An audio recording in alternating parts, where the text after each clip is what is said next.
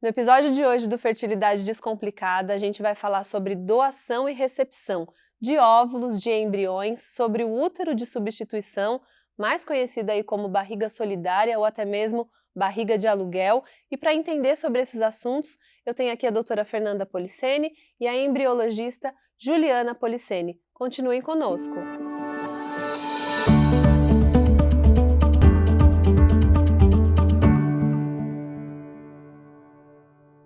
O universo da reprodução assistida pode ser dividido em antes e depois de Louise Brown, que foi o primeiro bebê de proveta nascido lá em 1978.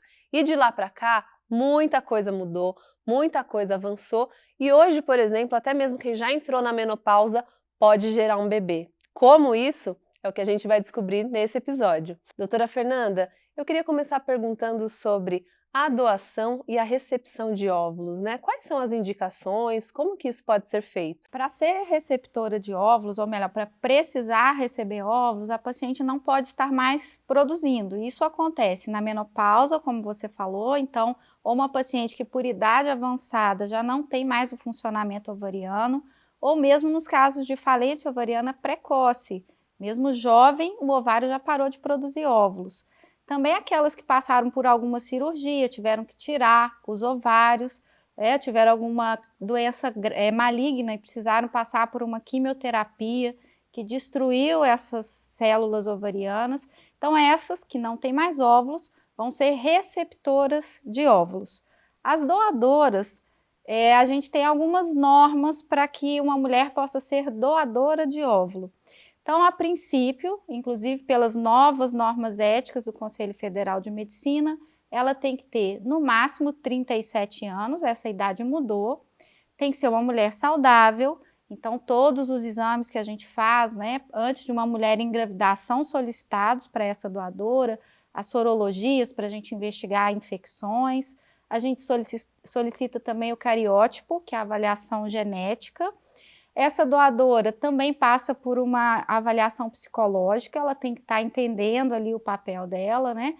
E essa doadora, ela pode ser uma mulher que está em tratamento para engravidar, e aí ela doa uma parte dos óvulos para uma receptora de forma anônima, ou, de acordo com as novas normas, uma parente de até 4º grau dessa mulher que precisa dos óvulos. Então, até prima, né? Mãe, irmã, tia, sobrinha, até prima. E aí essa mulher vai passar por toda a mesma avaliação e fazer a doação dos óvulos para essa parente. Entendi. Agora você falou da falência ovariana, né? Quando não Uhum. se tem mais óvulos, mas existem casos também, né, de mulheres aí de 42, 43, 44 anos que têm óvulos, mas são muito poucos, então a taxa de sucesso vai ser menor também, né?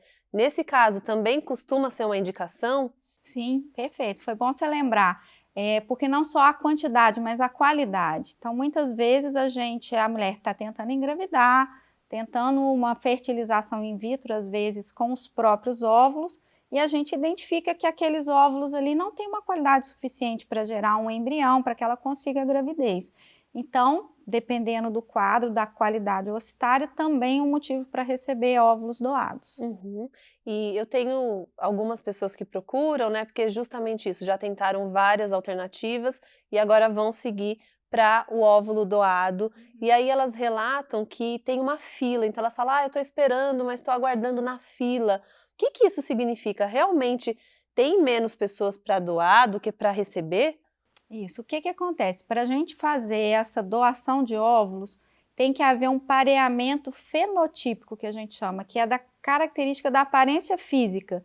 Então, a doadora tem que ter uma aparência física semelhante à receptora. Tipo sanguíneo é um outro critério utilizado. Então, muitas vezes, uma receptora está precisando hoje de óvulo, mas a gente não tem no radar ou em tratamento uma paciente doadora que tem as mesmas características físicas. Então, na verdade, não é uma fila, não tem uma ordem de chegada, mas a gente precisa ter essa compatibilidade para seguir com a ovodoação. Entendi. Outra questão também é que elas já me contaram sobre ter um auxílio financeiro. Então, aquela que estaria doando e que, né, vai participar de um tratamento também, o tratamento dela ficaria mais acessível. Isso acontece mesmo? Sim, é o que a gente chama de doação compartilhada. Isso, inclusive, é previsto pelas normas éticas. Isso é realmente oficial, vamos dizer assim, né? Então, uma mulher que está em tratamento para engravidar por fertilização in vitro, tem menos de 37 anos atualmente, a nova idade, se enquadra em todos esses requisitos: boa saúde, avaliação psicológica ok, cariótipo normal, e ela vai fazer uma fertilização in vitro porque ela precisa se tratar de um problema de infertilidade. E ela pode, então, doar metade dos óvulos ou uma parte dos óvulos para uma receptora compatível, de forma anônima nesse caso, e ela, então, recebe uma parte do tratamento dessa pessoa que vai receber os óvulos. Isso varia de clínica para clínica. Em alguns lugares, essa receptora paga a medicação, em outros lugares, paga o próprio tratamento, isso é variável. O fato é que o valor, o custo do tratamento é reduzido para a doadora, né? Então, é uma forma de compartilhar esse sonho até. Então, quem está doando está ajudando a realização do sonho daquela que não tem óvulos, e quem está recebendo também está ajudando quem está doando, que talvez não pudesse fazer o tratamento por questões financeiras, né? Então, Uma contribuindo com a outra, isso, né? uma contribuindo com a outra. Então, é bem bacana. Entendi. Bom, então agora que a gente já entendeu melhor essa parte comportamental, vamos falar da técnica em si, né? É possível, por exemplo, eu vou doar, a outra pessoa vai receber, isso acontecer sem ser no mesmo momento, ou tem que ser exatamente no mesmo momento para sincronizar tudo? Como que funciona aí a logística de tudo isso? Aline, é possível acontecer das duas formas, como você disse. Normalmente acontece no mesmo momento. O paciente está em tratamento, como a Fernanda falou, é uma doação compartilhada. Metade dos óvulos, então, daquela paciente serão doados para uma paciente que será receptora. No mesmo dia da doação daqueles óvulos, o marido da receptora vai até a clínica, coleta o sêmen dele e metade daqueles óvulos que foram doados para aquele casal receberá o espermatozoide do marido da receptora, ficará desenvolvendo no laboratório e depois será transferido para o útero da receptora. Também, quando não tiver essa compatibilidade ou disponibilidade desses casais, metade dos óvulos podem ser congelados e utilizados futuramente no momento oportuno. Que é importante lembrar, né, Juliana e Aline, que para receber esses óvulos, a receptora tem que ser preparada com medicação também, na verdade, para receber esses embriões. Mas é menos trabalhoso do que fazer uma FIV do zero, né? Com Sim. óvulos próprios. Porque a FIV do zero, ela precisa receber os hormônios que vão estimular a ovulação, que são injetáveis, e aí a gente leva 10 a 12 dias fazendo essas injeções, fazendo os ultrassons seriados, né? Fazendo a coleta depois, mas tem uma preparação que é do famoso endométrio. Então, a gente vai usar uma medicação que é oral, então é bem mais tranquilo, por um período X, e quando a gente vai fazer isso no mesmo ciclo da doação, a gente sincroniza os ciclos menstruais. Então, enquanto a doadora está sofrendo a estimulação ovariana, né, com as injeções, a receptora está sendo preparada com os medicamentos orais para ter o endométrio adequado para receber aqueles óvulos fertilizados. Que, na verdade, é uma simulação do que aconteceria dentro do próprio corpo de quem estaria gestando naturalmente, né? Exatamente, Aline. É importante ressaltar que as duas pacientes irão assinar um termo de consentimento específico para aquele processo que elas estão fazendo. Tanto a que está doando, para a outra também que está recebendo. Irá fazer uma fertilização com ossos doados, todos documentados de acordo com as normas éticas. Perfeito.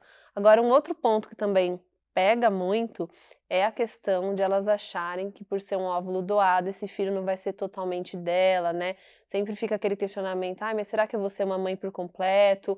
Às vezes até um medo, né, da criança vir com algum comportamento, alguma coisa ali da outra família, né, da outra doadora. Só que tem uma questão da epigenética, né? Explica um pouquinho pra gente o que seria isso. Então, Aline, o que acontece é que isso já vem sendo estudado há muito tempo. Desde 1990 já tinha essa hipótese de estudo. E o que foi visto de lá para cá é que alguns estudos vêm demonstrando que, por exemplo, mães que tinham problema de hipertensão nasceram filhos que são hipertensos. Mães que tinham diabetes mellitus tipo 2 tiveram filhos com o mesmo tipo de doença. A mãe, não a doadora, né? Não, é a mãe da criança e o filho Tá. nasceu com esse problema. O que a gente pode perceber nesse processo, que apesar do material genético ser o mesmo, há uma modulação da expressão dos genes naquele momento que estão dentro do útero materno e alguns se expressam e outros deixam de se expressar. Então, aquela ligação daquele embrião que está dentro do útero materno é muito mais profundo do que a gente pode imaginar, né? Há uma ligação profunda entre a mãe e aquele embrião que está sendo gerado. Até porque tem uma coisa que eu sempre falo para quem questiona isso, né? Que primeiro tem que avaliar a sua disponibilidade de amor, né? Até quando vai. Se você está aberta a isso, né? É sim uma possibilidade a se pensar. E pensar também que o que foi colocado ali, né? Vai se desenvolver ou não, né? Então, o coração vai bater quando já estiver dentro de você, né? O fôlego de vida ali vai vir depois também, né? Então, às vezes a gente foca tudo na questão de já pensar que é uma pessoa pronta, que está sendo colocada ali, que não vai ter nada meu, e não é bem assim, né? Exatamente. Os estudos demonstram que não é assim.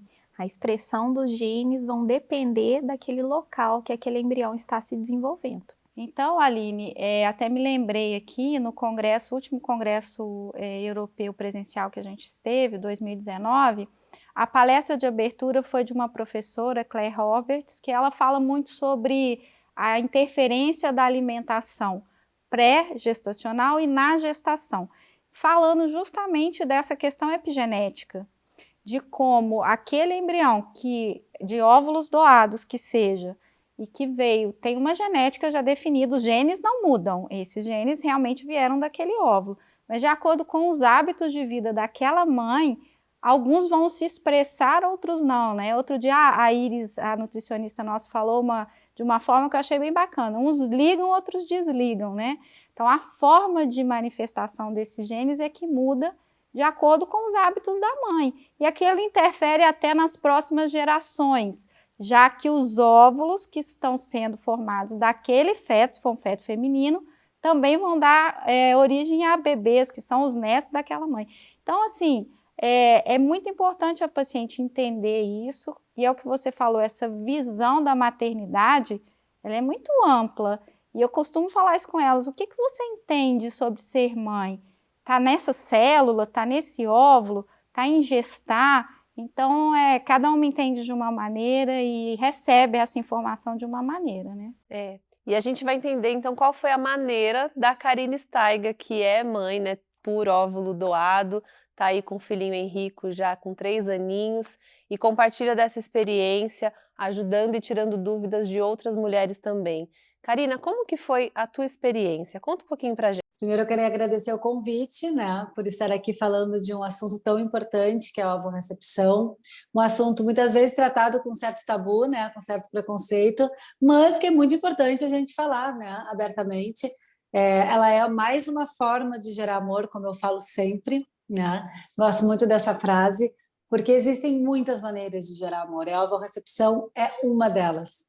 E é uma maneira muito bacana, porque me possibilitou aos 44 anos eu ser mãe. Graças à medicina, graças à ciência, eu consegui gerar o meu filho com 44 anos, uma idade já avançada, uma vez que eu deixei a maternidade para mais tarde. E eu sou muito grata eternamente a essa linda oportunidade que eu tive, né, real, na verdade, e também a própria doadora, né, anônima, mas que eu rezo todos os dias para ela agradecendo, porque eu acho assim que quando a gente não conhece um assunto, é muito difícil a gente aceitar, seja qual for o assunto, certo? Mas quando a gente vai atrás, se familiarizar e entender um pouco o processo, ele aos pouquinhos ele vai se tornando familiar. E a ovorecepção não é diferente disso que eu estou falando. Para mim, ela foi muito aceita logo de princípio, porque eu já tinha, como eu falei anteriormente, 43 anos quando eu conheci essa oportunidade real, né, de trazer o meu filho para a minha realidade, esse meu sonho para a nossa realidade. Então, eu já estava já tinha esgotado as minhas possibilidades, porque eu já tinha feito 2 FIVs com os meus próprios óvulos, fora coito programado, fora, enfim, indução, mas eu já tinha feito 2 FIVs. A primeira FIV que eu fiz com 41 anos, eu botei 4 blastocistos. Hoje em dia, com a nova resolução, eu nem poderia botar esse número, mas com 41 em 2016 eu consegui.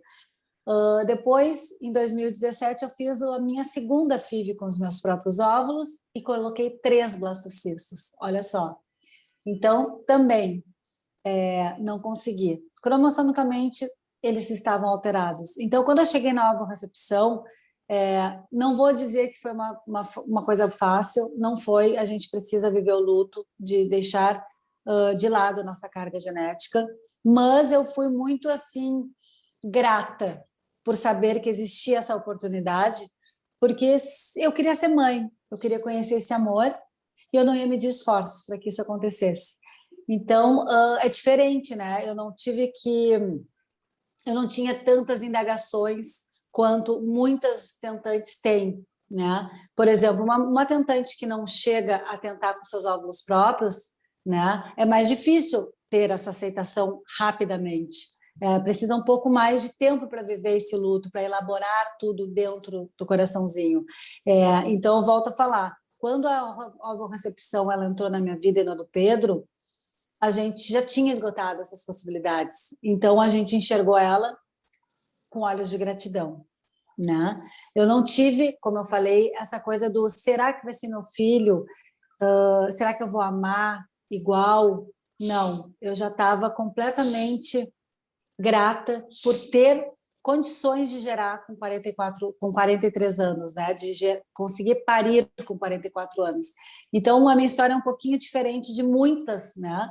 Então, quando me perguntam, Karina, como é que faz para lidar com esse sentimento todo? O tempo traz as respostas e a informação traz a aceitação. Bem, agora que a gente já entendeu aqui tudo sobre os óvulos, tem também a doação de embrião, né? Que é quando já está ali prontinho, tem o material masculino, o espermatozoide, o óvulo que foram fecundados, formou embrião.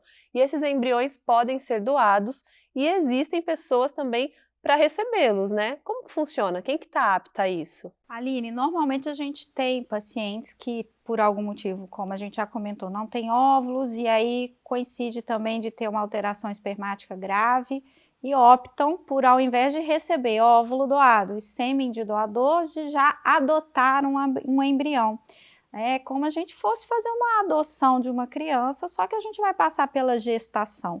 Então, essa é uma opção também para uma mulher solteira, por exemplo, que quer ter uma maternidade solo, né?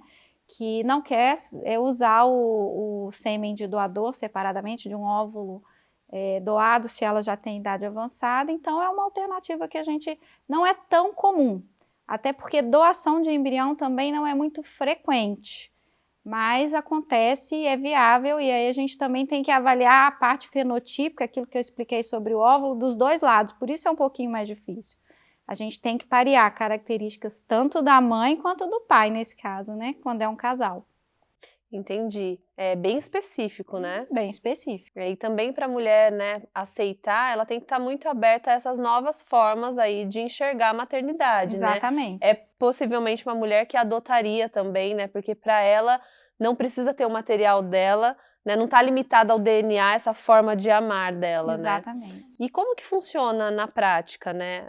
Essa doação, essa recepção? Então, a doação de embriões, como a Fernanda disse, não é muito comum e ocorre naqueles casais que já passaram por um tratamento na clínica, já tiveram gravidez, já engravidaram e não querem mais aqueles embriões. Mas é importante ressaltar que, pelas novas normas éticas, a paciente tinha que ter pelo menos 37 anos no momento que aqueles embriões foram congelados, tá? Então, os embriões vão ficar lá na clínica, eles assinam um consentimento que os embriões estão disponíveis para doação.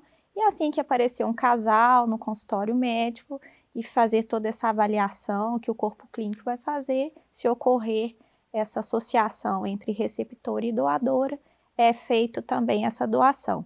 Mas também, como a Fernanda já disse no episódio do ócito, é preciso fazer um preparo do endométrio para ocorrer o processo de doação do embrião.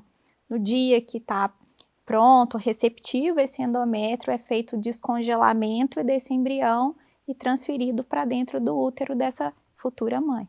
E todo esse preparo, né, que é feito é justamente para assegurar que tenha mais chance de sucesso ali, né, que realmente esse embrião consiga ser implantado ali, fique e se desenvolva, né? Exatamente, Aline. Muitos pacientes perguntam, eu vou ter menos chance de engravidar porque se trata de um embrião congelado?